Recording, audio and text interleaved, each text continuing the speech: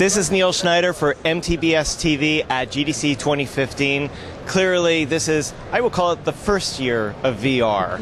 Isn't that a good way of putting it? Right, yeah. And I want to introduce you to the two Nicks, okay? We'll call you the two Nicks. That's fine. To my immediate right is Nick Whiting, who's lead programmer for Epic Games, and to his immediate right is Nick Donaldson, who is lead designer. I hope I got that right. Senior designer. Still tremendous work. Doesn't matter about the title. I've seen your work, amazing stuff, and we're going to talk about it. Thank you. So I'll start with Nick number one. Yeah. Nick number one. Tell us about some of your work in VR. Yeah, so we've been working with VR for, I guess, the last 2 years or so.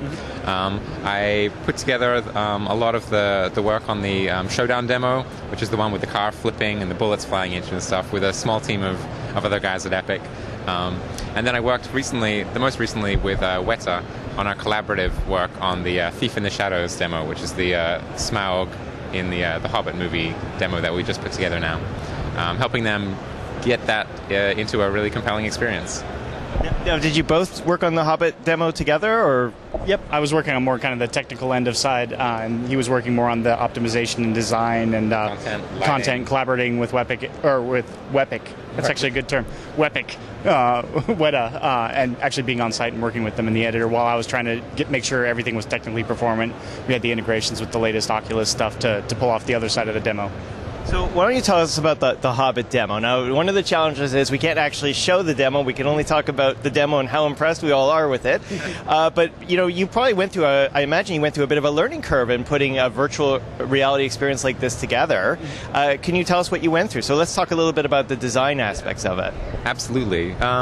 The design aspects, actually, we went through a few iterations very early on. We failed very quickly and repeatedly and trying to get something that was really compelling. One of the interesting things we did was trying to figure out what part of this Hobbit movie we wanted to kind of put the player or the experiencer into kind of for this experience. And to start with, we even experimented with having Bilbo reply to Smaug during the experience. And that was a little bit, a lot of people actually kind of a little bit weirded out. They're like, where is Bilbo? What's going on? Like, can you actually describe the scene a little bit? Sure.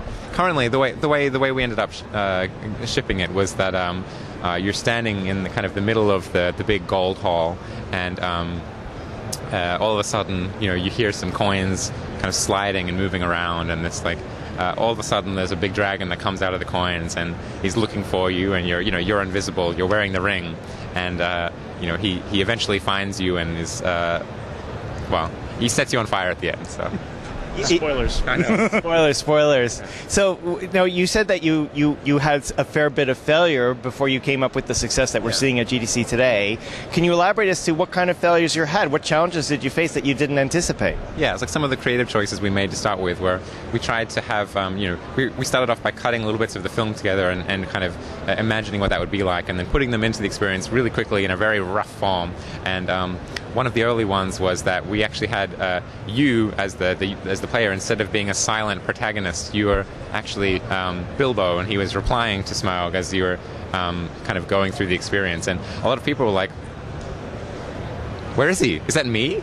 Is that someone else? It was kind of a really unusual experience. If you couldn't see him, or it's hard to relate to him in that experience. So we just disposed of that pretty quickly, and we're like, right, well, you are going to be you, and Smaug is going to be talking to you. And it's not going to be a conversation amongst other people, Very good. So now, Nick, maybe you could tell us a bit on a programming point of view. Like, what did you go through to make this experience possible? There's actually a lot of different things. With this one, our pipeline was pretty mature with the Oculus, so there wasn't as much work supporting it. But the biggest amount of work we had was, kind of integrating the Weta pipeline with our own, because they're a film. Weta pipeline, you'll have to elaborate. So Weta's works in on film traditionally, and it's very different than games. They have just terabytes and terabytes of assets everywhere. So it's not like they can just go, hey, we need the Smaug character, right? They have to go fetch it off of discs, and they had to composite together like scenes from different actual scenes in the movie to make one contiguous thing.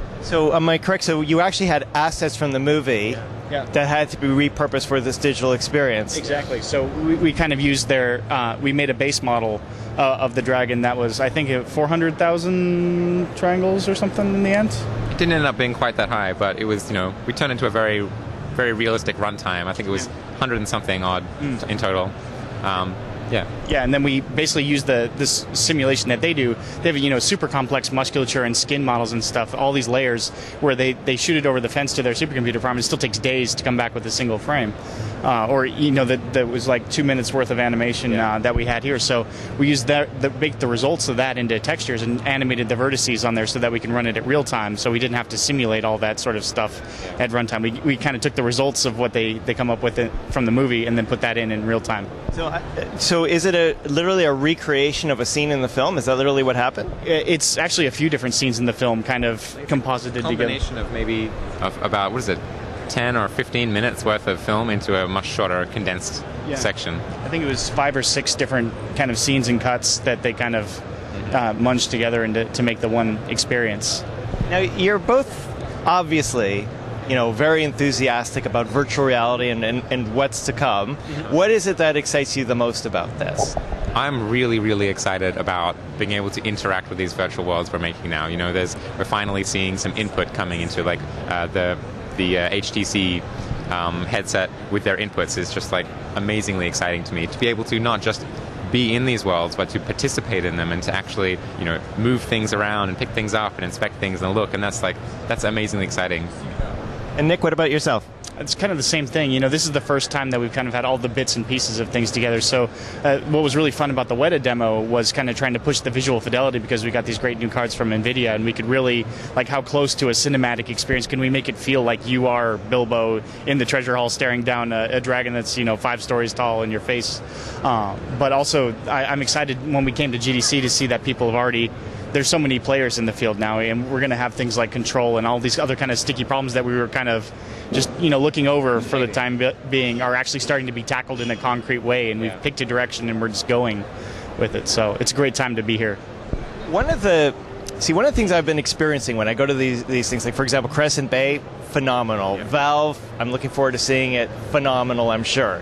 But we're seeing demos, like we're seeing these experiences, like in the case of Hobbit, we get wowed by this experience, but we're not at that point of story yet.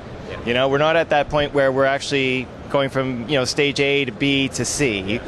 Have you put some thought into stories that you think would be very exciting for this medium versus a traditional video game medium?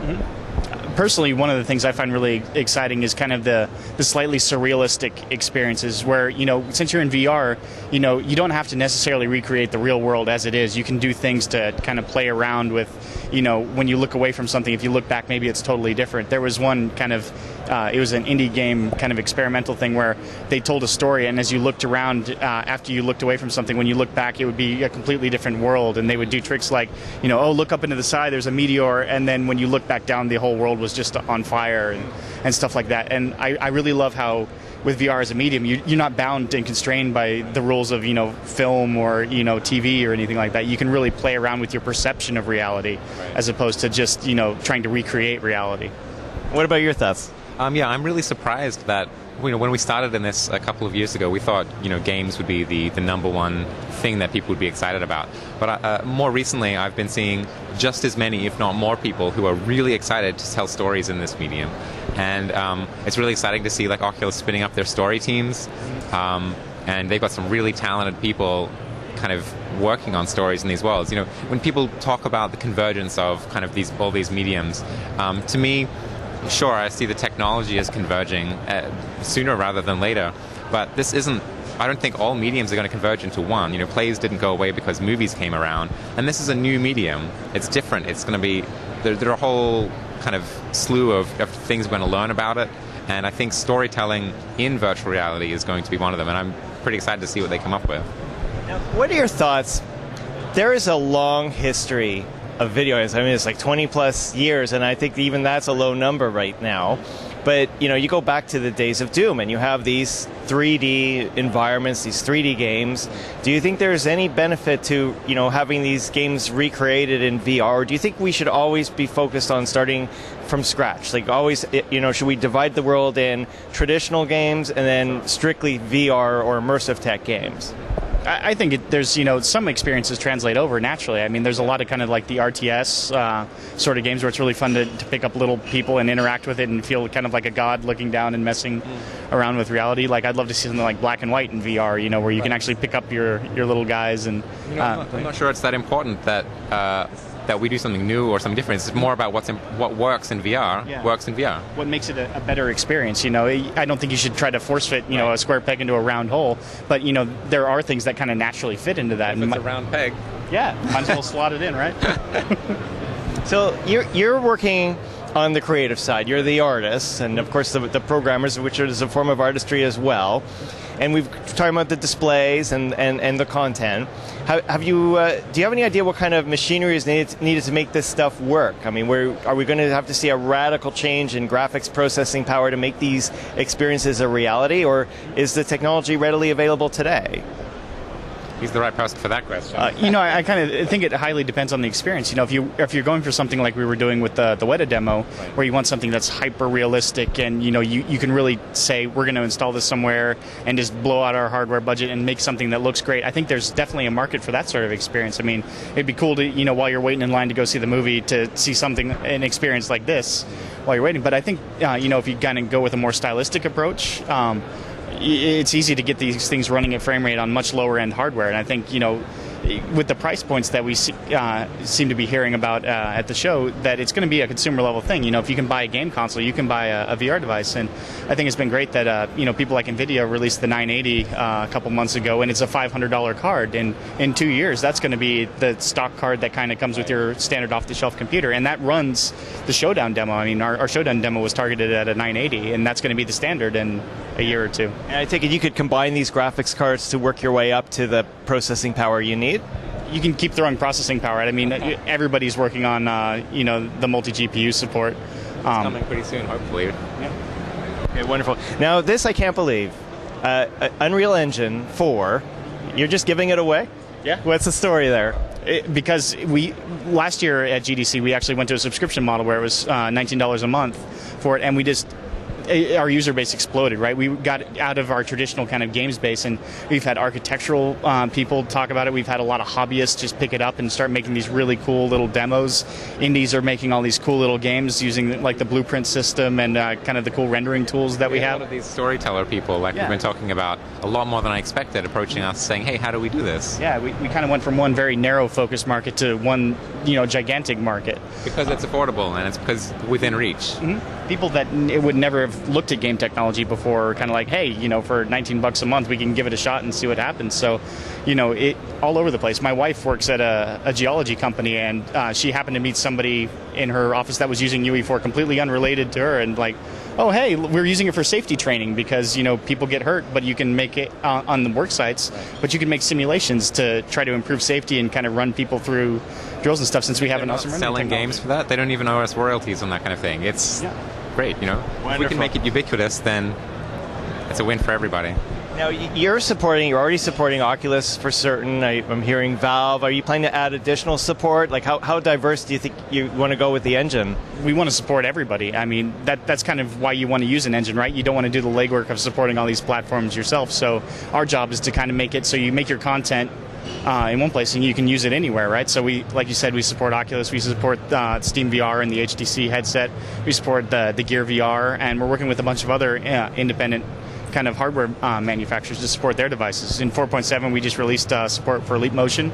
The Leap Motion guys have been great, and we've been working with them for the past few months, and we got support in the engine. So we like to make it so you can put together any pieces of technology that you want and have it work in Unreal. Wonderful, wonderful.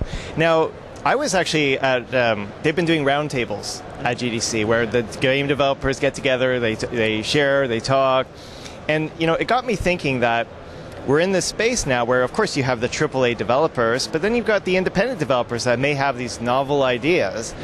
To make virtual reality take off, how strategically important is the independent game development community for VR? How would you scale it? I think it's really important to us. The advantage of Unreal is that you can full screen if you have an Oculus Rift plugin, and it will just work.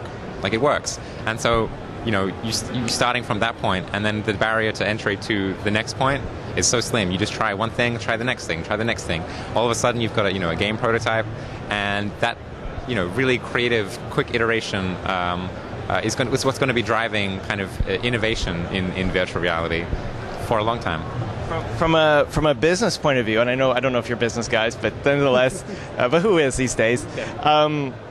Is it easier, in your opinion, for independent game developers to get into the industry in the VR world than it would by perhaps going in the mobile direction or traditional gaming direction? Is there, do you think there's a big career opportunity here? Absolutely. I mean, it's kind of riding the wave of the thing that's the kind of hot technology at the moment, right? And the nice thing about VR is we still haven't established, the standards, the narrative grammar for the medium. And if you're messing around, you have a good idea, and it actually, takes off and works, I mean, you can actually make a difference in the trajectory of, how people view VR in 10, 20 years, There's actually a chance that no one's thought of that before. Yeah. And that's a rare thing. Exactly. It doesn't happen very much in games these days. No. So. Well, thank you both for joining us. Now, you did all this work to create this Hobbit demo, which I was grateful to see. Yeah. Are there plans to have it available publicly at all? That's up to the guys that own the IP. That's not our choice. Okay, good stuff. But it was up to you. You'd have it out there, yes? Oh, we love giving away our content. We put up Couch Nights, our one of our third VR demo that we made. We put it up so people can learn from it. We just kind of the new Epic is trying to be kind of open and honest and share what we've learned. So we find it's really great if we can release the content and show how we build things that people can kind of dissect them and learn from them and learn how to use the technology better and be more effective themselves. And we've actually had a lot of community contributors make really awesome stuff that taught us a few lessons, and we've put those up for people to download as well. So we'd love to get out as much content as we can just to make everybody better at using Unreal. Thank you both for joining us. I'm really looking forward to seeing how things progress with this. Thank you. This is Neil Schneider for MTBS-TV at GDC 2015. We will be back with more. Thank you for watching.